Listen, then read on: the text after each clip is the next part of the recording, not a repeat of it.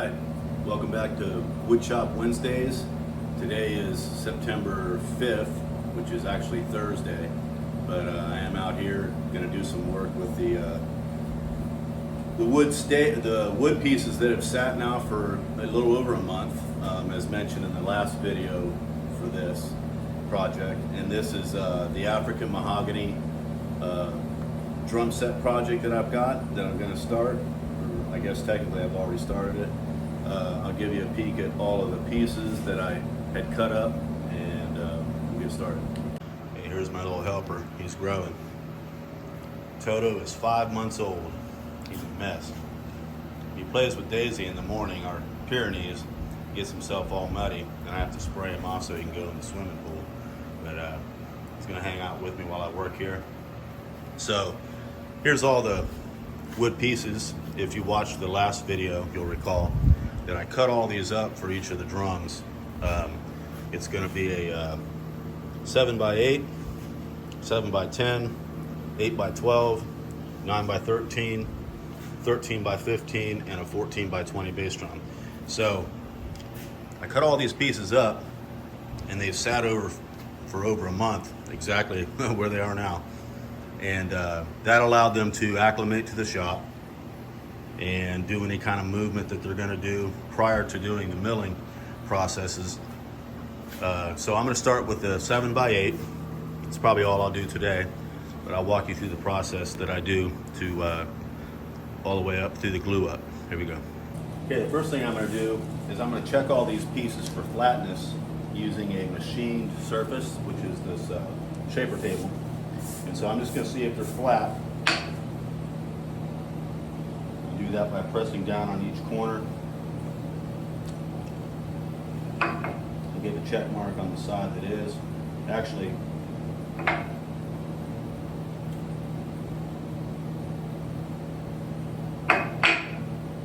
yeah. So this side is already flat. Put a check mark on it.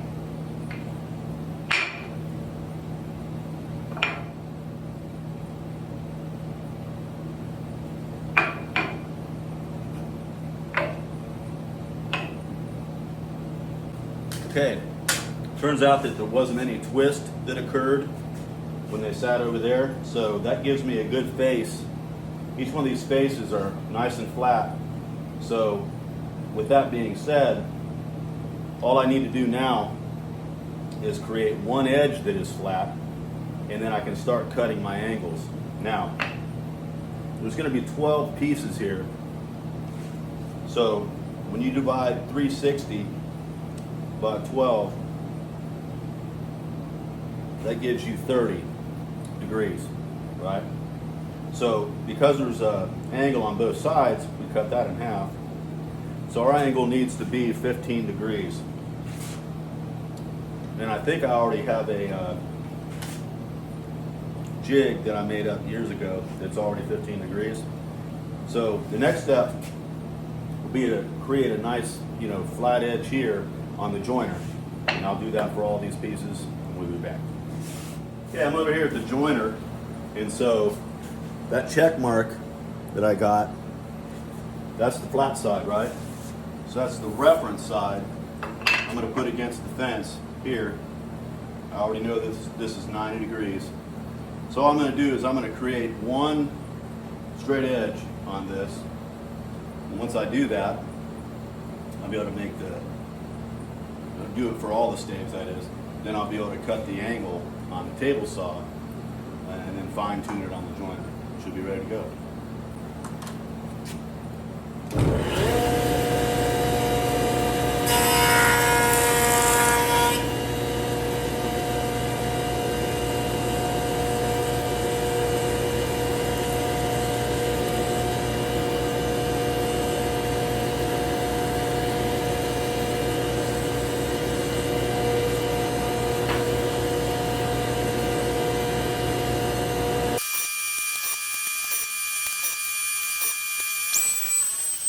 My power cut off because I was trying to run too many things at one time, and I know the culprit, and that's this dehumidifier, so I'm going to go ahead and shut it off.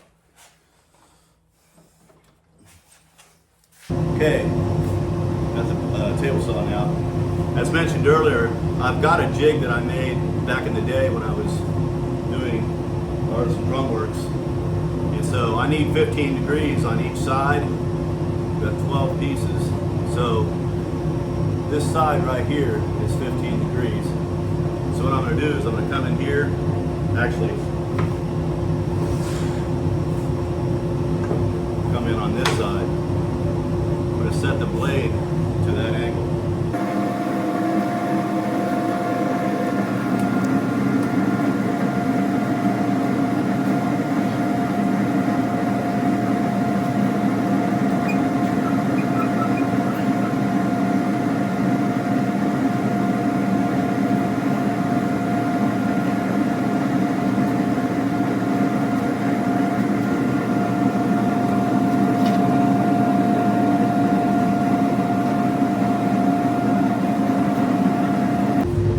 Okay, I don't know if you can see that, but that is pretty close to perfect. I do have a digital angle gauge to verify. If you can see, that says 75.1, so I'm a tenth of a degree off. Let me see if I can fix that.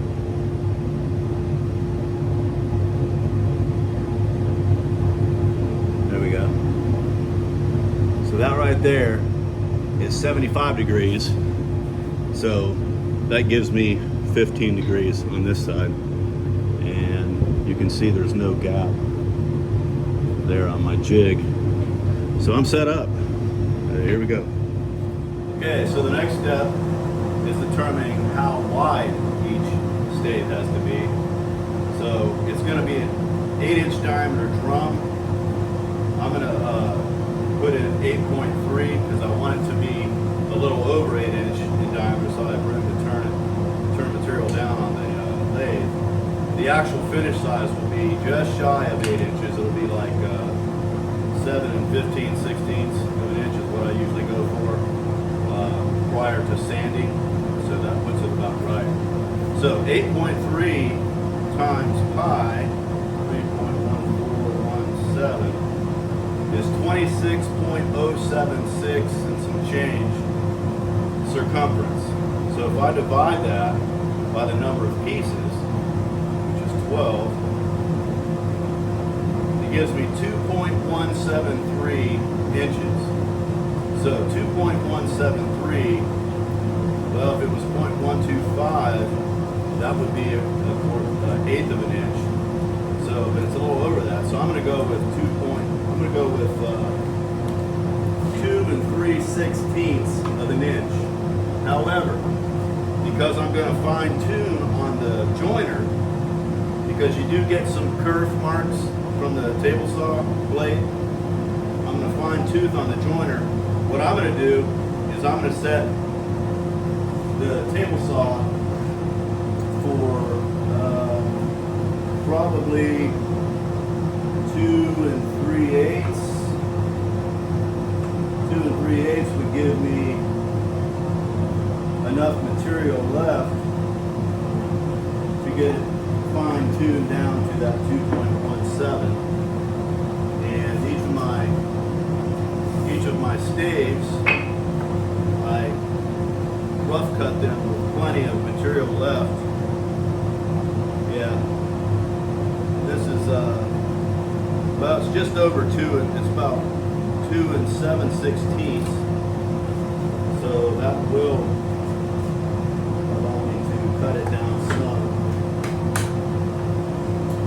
All right, here we go.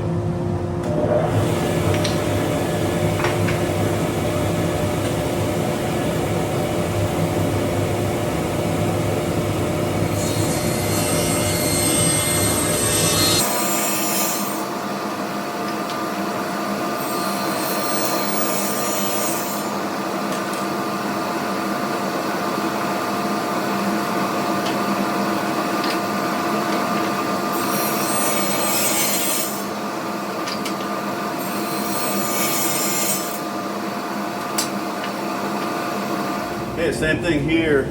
I've got to set my fence here to 15 degrees on this joiner. So loosen that.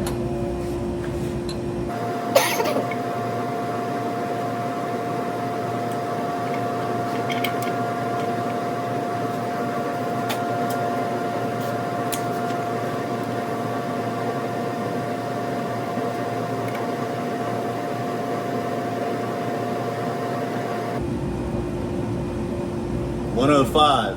90 plus 15 is 105. So this is exactly 15 degrees, and now I'll refine my edge. Okay, using my dial caliper here. It's got inches, it's also got millimeters. So I'm going to, or not millimeters, that's hundredths of an inch. Yeah. So what I'm going to do now is I'm going to set this to that 2.17. So there's 1, there's 2, and then 0.17, there's 0.1, 2, 3, 4, 5, 6, 7. 1, 2, 3, 4, 5, 6, 7. So that is how wide each one needs to be. So I'm going to use this, carefully setting it down, make sure it's still there, and I'm going to use this to check each one of them and make sure they're at the width that I want them to be. And that will produce the circumference, what I want it to be, which will produce the rough diameter that I want it to be, right? So when I put it on the lathe and I turn it, then I've got enough material to work with is the objective there. And because I didn't have to do any planing of this, this is more than my typical 3/4 of an inch. This is like 7/8 of an inch thick. So I've got more to work with on the OD anyway. So, and that'll leave me that much less that I have to turn down on the ID. You'll see that when we get to the lathe.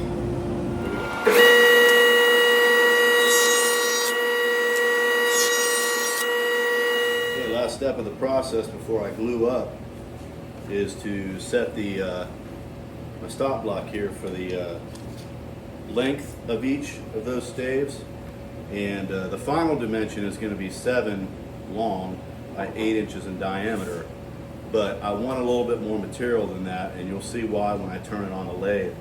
But it's for the reach of the bit that's going in, and it allows me to part the shell such that I can, you know, I'm not running right up against the faceplate.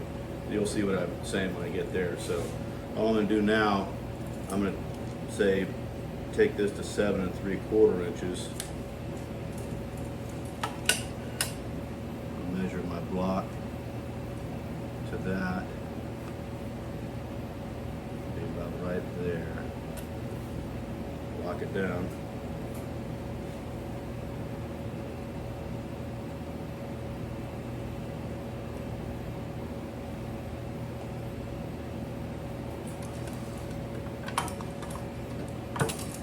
Here we go.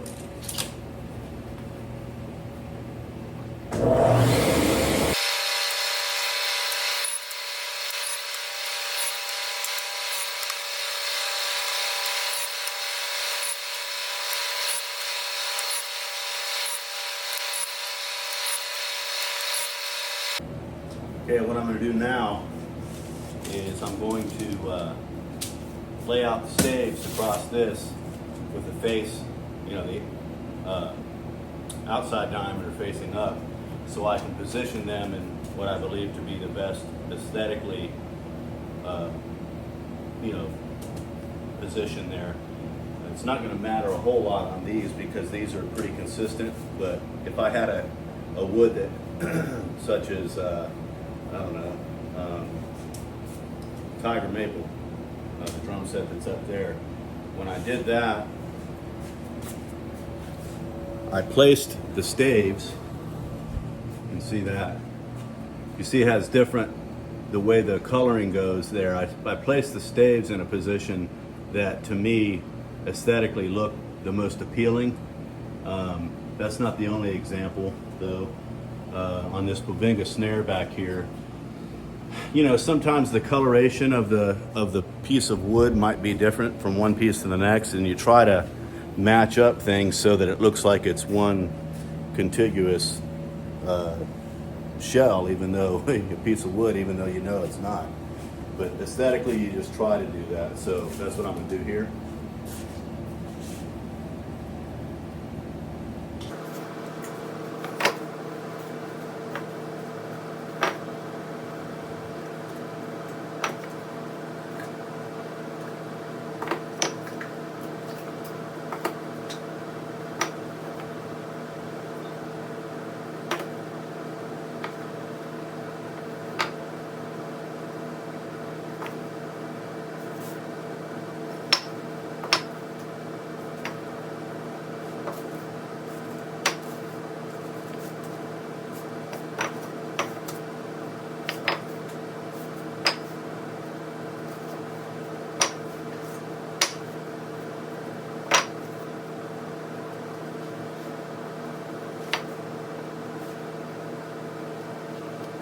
Have a little peek at how I laid that out there. It's fairly consistent across there. I mean, you can see even in this African mahogany, there's some variation in the grain, the way it goes. You know, it's just that's part of the glory of working with wood. It just and every piece has its own characteristics. So anyhow, that's gonna be for the layout now.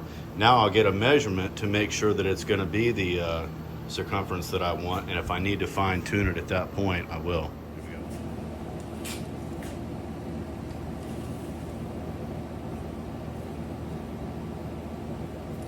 Here we go. It's 26 and 1/8, so 26.125 divided by pi, 3.1417, is 8.315. So that is almost perfect. Because remember, I wanted 8.3. So that's going to give me the circumference that I want, which is the diameter. But that's going to give me the diameter that I want before I turn it on the lathe. So I'm going to go ahead and get this thing taped up and ready to glue. Here we go.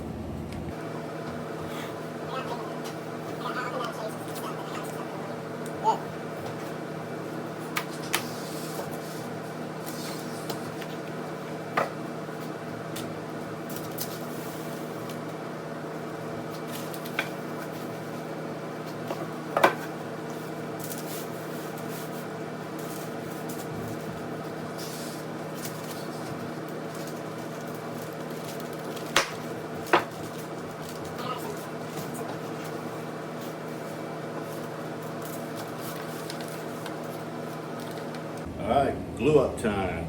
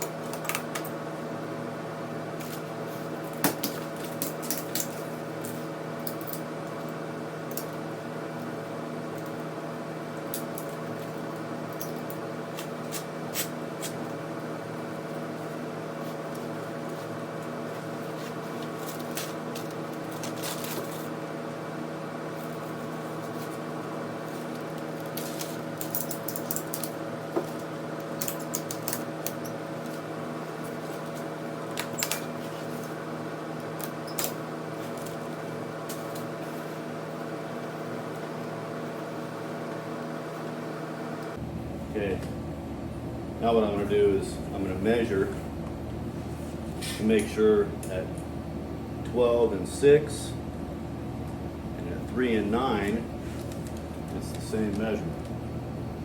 And it is. It is 8 and 1/8 on the flat.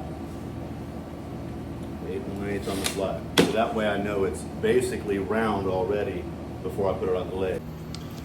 One thing I look for when I glue them up is this squeeze out. So you can see I've got good squeeze out all the way down the seam, and